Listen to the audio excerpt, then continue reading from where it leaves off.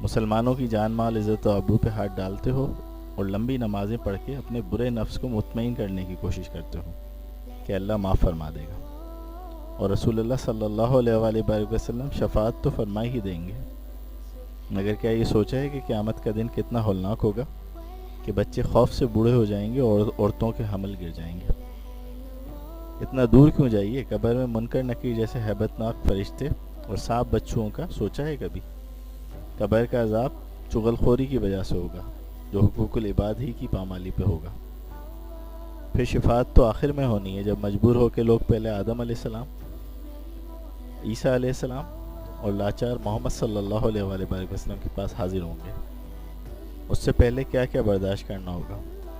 پھر کیوں بے خوف ہو کے مسلمانوں سے دھوکے بازی، ظلم، رشوت خوری اور بدتمیزی پہ اترے ہوئے ہیں؟ داڑیاں بڑھا کے مسجد سے نکل